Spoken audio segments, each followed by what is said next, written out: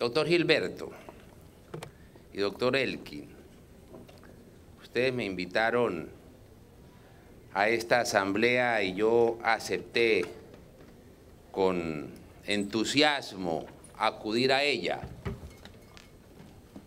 Pero voy a abusar de mi investidura como procurador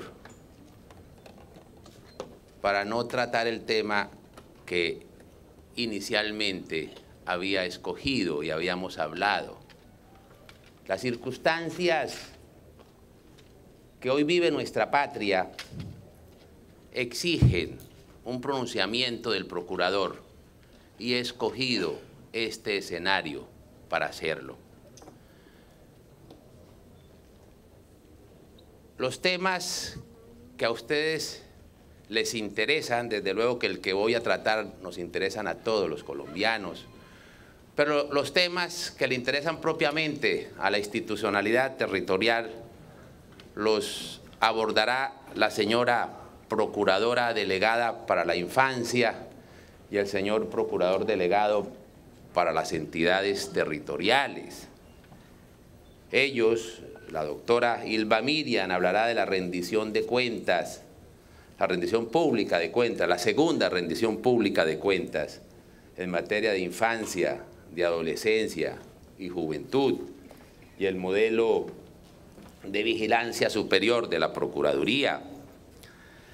Y el doctor Mesa, procurador delegado para las entidades territoriales, les hablará del proceso de empalme que ustedes tendrán que abocar en los meses próximos. Unos temas muy controvertidos que muchos alcaldes deben resolverlos o están abocados a ellos en materia de la facultad para contratar. E igualmente la Procuraduría dará un informe de las mesas de articulación que hemos venido desarrollando en el transcurso del año anterior y en los primeros meses del presente año.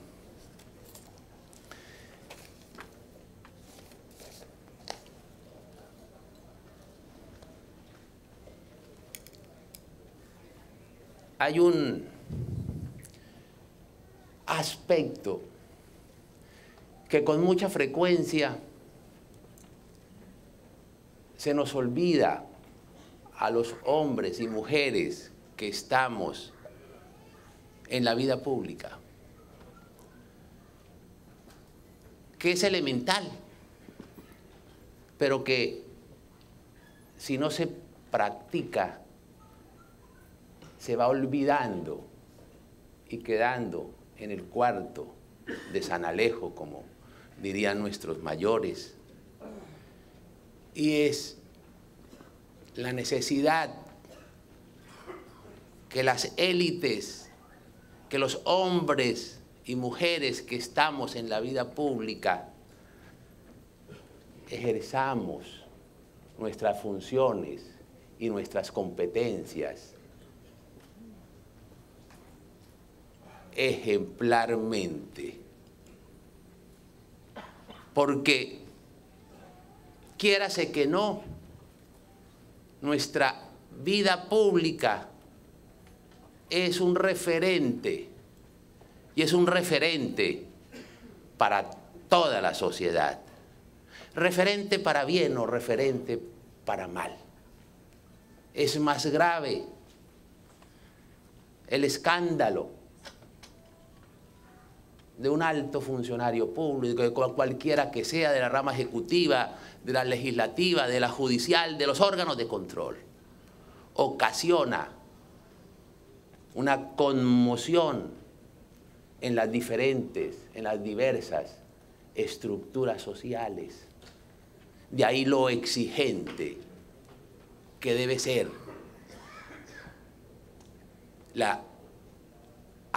el ejemplo, las conductas que nosotros asumamos en el ejercicio de nuestras funciones. Es que los ciudadanos tienen un derecho que se nos ha olvidado, el derecho a ser bien gobernados. Y el derecho a ser bien gobernados implica el ejercicio de la función con austeridad, con decencia y con ejemplariedad. Yo recuerdo algún episodio de mi vida de infancia donde mi abuela decía un adagio culinario, pero que bien puede tener aplicación social. Decía: mijito, no se le olvide, el pescado se empieza a pudrir por la cabeza. Y si las revoluciones muchas veces se dan de abajo hacia arriba, la corrupción de la sociedad siempre se da de arriba hacia abajo. De ahí la importancia del ejemplo, de ahí la importancia del ejercicio de las virtudes públicas, de ahí la importancia de la rectitud, tanto pública como privada. Muchos creen erradamente que hay una escisión entre lo público y lo privado, entre las conductas públicas y las conductas privadas. No, señor. Si aquí no tenemos buenos ciudadanos, no podemos tener buenos funcionarios. De ahí la necesidad, precisamente, de la formación en valores, en principios. Si nosotros queremos afrontar radicalmente y lograr pensar en poder combatir con eficacia el flagelo de la corrupción, no bastan. Si nosotros pretendemos que eso se hace con modificaciones legales, con reformas constitucionales, estamos equivocados. Estamos buscando el cadáver río arriba, porque realmente las causas no son en los cerrados funcionamientos de las instituciones, sino las causas están precisamente en las conductas personales de los funcionarios, de ustedes como alcaldes, de nosotros como organismos de control y de todos los funcionarios públicos y de todas las élites privadas también, que se les exige el valor del ejemplo, el ejercicio virtuoso de las funciones públicas o privadas. Hoy nosotros no nos podemos escandalizar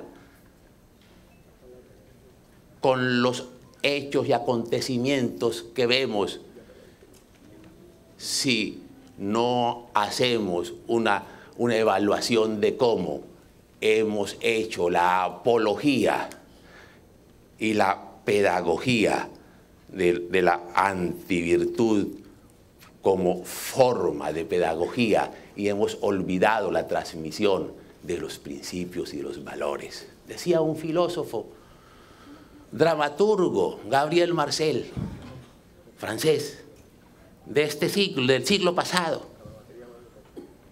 Decía: debemos dar dosis de platonismo a la sociedad. ¿Y qué quería decir con eso? Debemos restablecer los valores. Debemos nuevamente aprender a distinguir entre lo verdadero y lo falso. Aprender a distinguir nuevamente entre el bien y el mal. Aprender a distinguir nuevamente entre lo justo y lo injusto. Debemos nuevamente a prestigiar el valor de la verdad y el valor de la virtud. Porque lo que estamos abocados es a la debacle moral de nuestra sociedad. Y por eso los antídotos no son meramente legalistas y formalistas, sino que son de otra naturaleza. Le pasa, decía, seguía Gabriel Marcel explicando,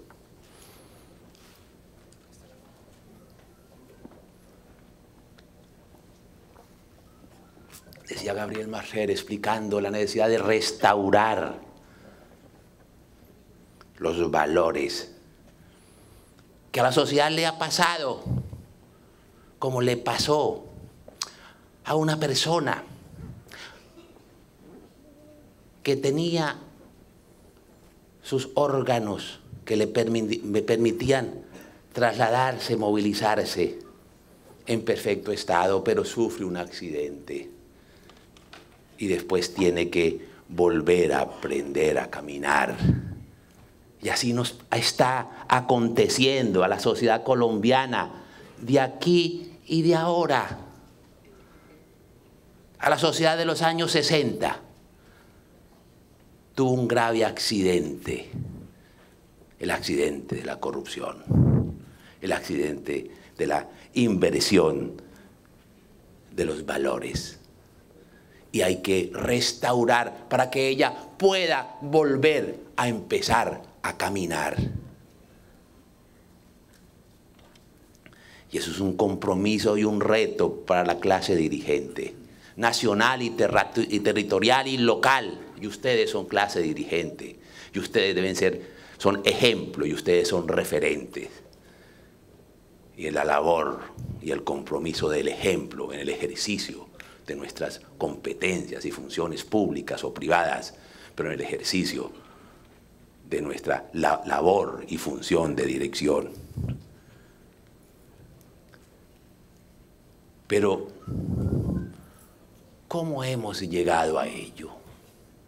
¿Cómo hemos llegado a ello?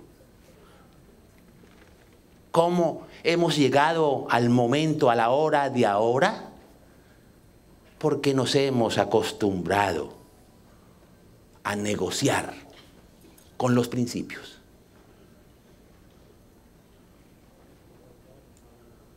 Nos hemos acostumbrado con este relativismo moral a creer que todo se puede transar, que todo se puede negociar, que no hay valores y no hay principios permanentes. Nos hemos olvidado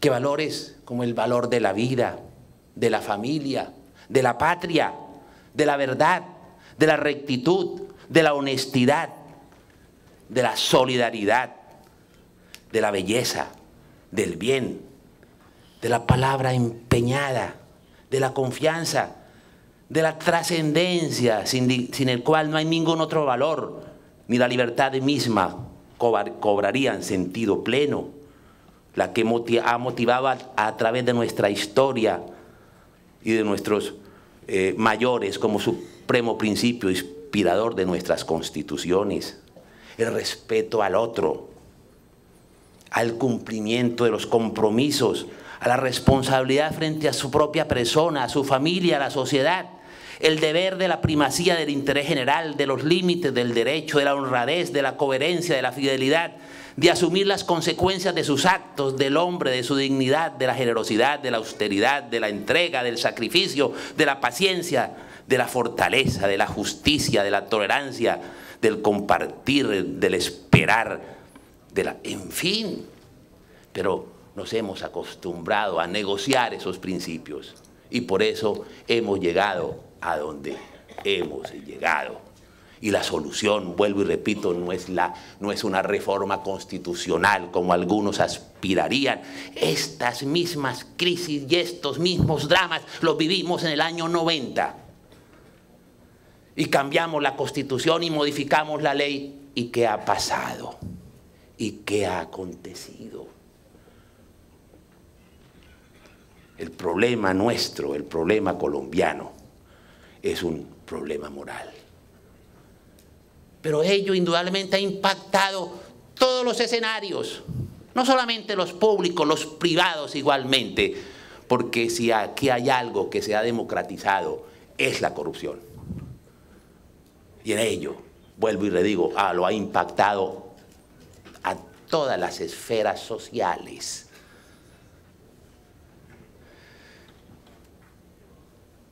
Y desde luego ha impactado a la administración de justicia. y ha impactado a la justicia. Y sin justicia no puede haber paz. Sin justicia no puede haber paz. ¿Y cuáles han sido? ¿O cuáles son, entre muchas otras, las causas de esa pérdida de credibilidad en la justicia, de esa desconfianza en la justicia y de esa inseguridad que muchos de los colombianos sienten? Podríamos referir, digo, algunas de ellas: la politización, la ideologización, el activismo judicial, la creación de islas de impunidad, la carencia de independencia entre los diversos órganos del poder y el voluntarismo judicial, la politización de la justicia. Eso es una verdad de a puños, cada vez con más frecuencia.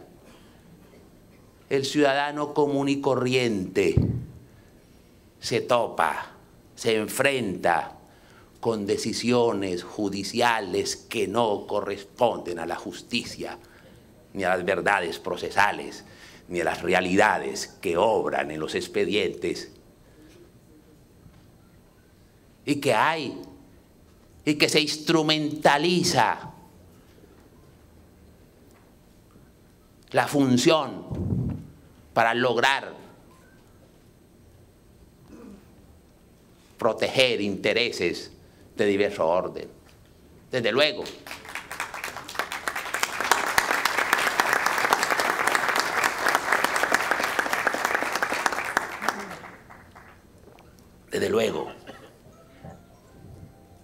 que digo que cada vez son más frecuentes dichos casos. No estoy generalizando, pero cada vez son más frecuentes esos casos. Si nosotros nos dolemos en diversos escenarios de la cooptación de la función pública para el diseño de políticas públicas que beneficien intereses privados, pues muchas sentencias resultan envenenadas por iguales vicios, o intereses privados o intereses políticos, o intereses ajenos a la justicia. Pero igualmente estamos frente a una amenaza del desprestigiar aún más a la justicia, como es el activismo judicial, que cada vez se parece más al voluntarismo judicial. De la primacía de la ley se pasó a la primacía de la Constitución, y de la primacía de la Constitución a la primacía del precedente, y de la primacía del precedente es el pretexto para arbitrariamente tomar decisiones que desconocen igualmente la justicia y que desconocen igualmente el ordenamiento jurídico. Por eso es frecuente encontrar contradicciones, decisiones contradictorias de los mismos jueces frente a casos iguales.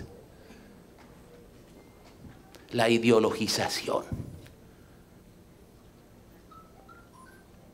Pretender imponer determinadas concepciones políticas e ideológicas por la vía de la decisión judicial. Es muy frecuente, sobre todo en materia constitucional, pero también en materia penal, ver decisiones donde aparece cada vez más frecuente, consolidado, lo que se ha denominado el derecho penal del enemigo, donde hay ciudadanos que tendrían menos garantías constitucionales que otros. Y no profundizo sobre ese tema porque será materia de otras intervenciones, pero simplemente lo dejo enunciado. La ideologización de la función judicial como causa de la crisis judicial, la politización como una de las causas de la crisis de la justicia.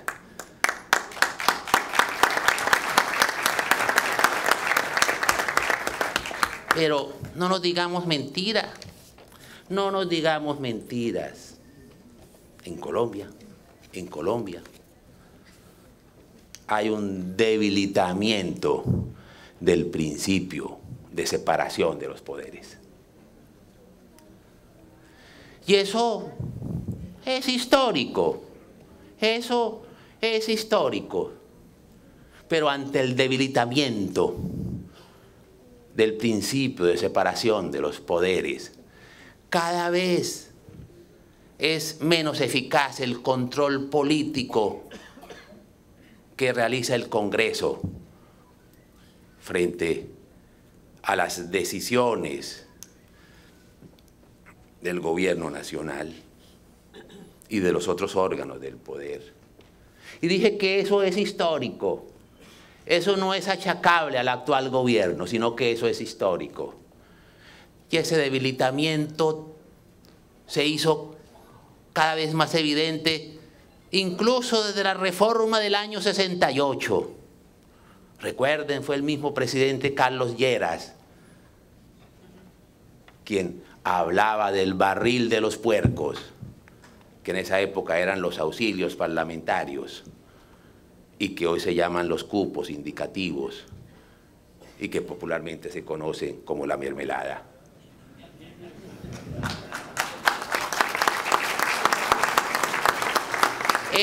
Eso hace imposible el control político por parte de un Congreso que debe ser independiente. Por eso no es cierto que aquí exista independencia, que aquí exista auténtica separación de poderes. Y eso igualmente respecto a la rama judicial. La intervención del gobierno en la integración de las ternas para la Corte Constitucional también afecta a la independencia de la Corte Constitucional en el control debido a las decisiones que le puedan favorecer o no al gobierno nacional. ¿Acaso no oímos, no oyó el país en la semana anterior dramáticas denuncias sobre el lobby que se hizo para la aprobación del marco jurídico para la paz por parte del gobierno y de la Fiscalía General de la Nación?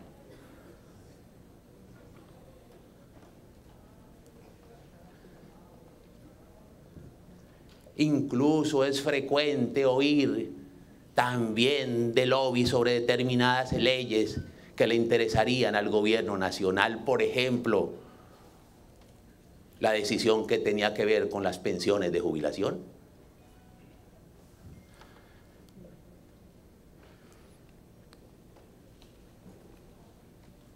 Igualmente, la creación de islas de impunidad afecta sustancialmente la credibilidad de la justicia. Que existan funcionarios públicos intocables como consecuencia de una comisión de acusaciones absolutamente ineficaz, pero que exista una tolerancia social, jurídica, judicial y disciplinaria frente a esa comisión de acusaciones, causa un grave daño institucional, porque el ciudadano común y corriente no entiende que los más altos funcionarios judiciales y funcionarios que tienen que ver con la administración de justicia o funcionarios de la rama ejecutiva o de los organismos de control puedan transitar impunemente en el ejercicio de sus funciones públicas. Eso es inentendible, eso es incomprensible. Pero frente a eso, ¿qué hacer? ¿Qué hacer? Es necesario el equilibrio de los poderes, claro. Es necesario defender la independencia y autonomía de la Corte Constitucional. Es necesario defenderla e impedir que se convierta en una cortesana. Es necesario defenderla para impedir que sea cooptada por otros órganos del poder. No se le puede a la Corte Constitucional ni interferirla, ni comprarla, ni presionarla, ni interferirla por los otros órganos del poder, ni comprarla por nadie, ni por el Ejecutivo, ni por la Fiscalía, ni por ningún funcionario. Ahí está comprometida nuestras libertades públicas. Estoy de acuerdo con el señor presidente de la República en que se debe romper de una vez por todas el cordón umbilical entre la política y la justicia. De acuerdo, pero yo creo que el presidente no debe tener facultades para hacer ternas en las cuales se elijan magistrados. Esa facultad debe suprimirse para realmente romperse el cordón umbilical con la política. Porque los políticos no solamente son los senadores, los representantes, los diputados y los concejales. El presidente pues también debe ser un político y es un político y es el jefe de los políticos. Entonces, si se quiere romper el vínculo entre la justicia y la política, no se puede llegar hasta la mitad del camino, sino se tiene que llegar hasta el final del camino y romper realmente ese cordón umbilical. Y por tanto, el presidente no debe ternar a los magistrados de la Corte Constitucional. Queda una gran deuda moral entre unos y otros que después le afecta la independencia.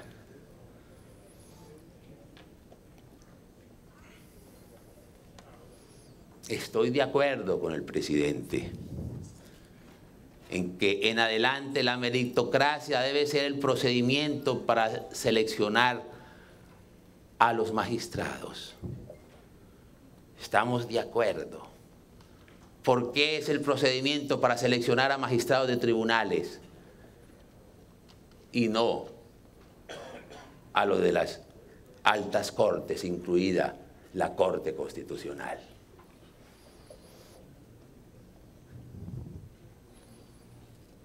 Estoy de acuerdo con el presidente en que en Colombia no se debe perseguir a nadie políticamente. Pero de todos modos, no dejan de haber preocupaciones. No dejan de haber preocupaciones frente a determinadas decisiones de los órganos judiciales, que no nos digamos mentiras, tienen ese saborcillo a que es la judicialización de la política. Por esa razón, y para blindarnos, y si se quiere para fortalecer nuestra institucionalidad, es indispensable, creería, que el presidente no debe tener la facultad para ternar, para hacer la terna del fiscal general de la nación.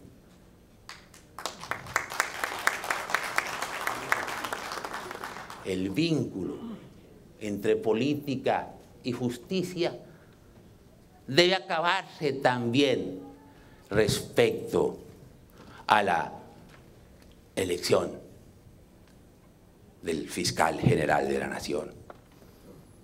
La elección del fiscal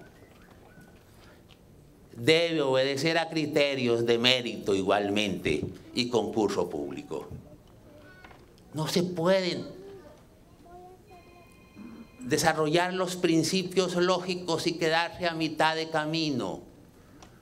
Debemos llevar hasta sus últimas consecuencias los principios que enarboramos y que planteamos. Si un principio es la independencia de la política frente a la rama judicial, claro, pero que fluya, que sea íntegro, no nos quedemos en mitad del camino.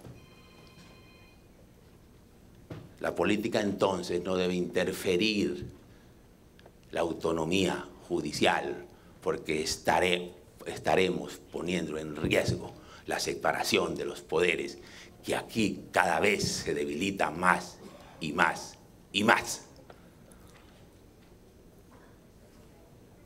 Estoy de acuerdo con el presidente en la ineficacia de la comisión de acusaciones, pero yo creo que debe derogarse la función judicial del Congreso de la República. Se debe eliminar la comisión de acusaciones de la Cámara de Representantes. Los aforados deben comparecer ante un tribunal de aforados encargado tanto de investigar como de juzgar a través de 2 salas. Mantener las funciones judiciales del Congreso, como lo propone el presidente, así se incluya un tribunal que reemplace a la comisión de acusaciones. Es un cambio meramente cosmético que prorroga la impunidad. El tribunal de aforados, para investigar y juzgar, debe estar constituido por personas de más de 65 años, sin aspiraciones posteriores, con la necesaria ponderación, equilibrio, una especie de los ancianos de la tribu para garantizar la transparencia y para transmitir la justicia y para devolverle la credibilidad a nuestra institucionalidad. Las graves denuncias que hoy está afrontando el país respecto a funcionarios, en plural, funcionarios,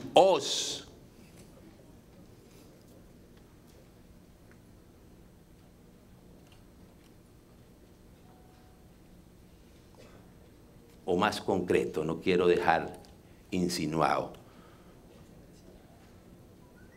varios funcionarios, varios magistrados de la Corte Constitucional y el fiscal general de la Nación, esos hechos deben investigarse, juzgarse y sancionarse y saber si son responsables o no son responsables, respetándoles el debido proceso y el derecho a la defensa. Muchas gracias.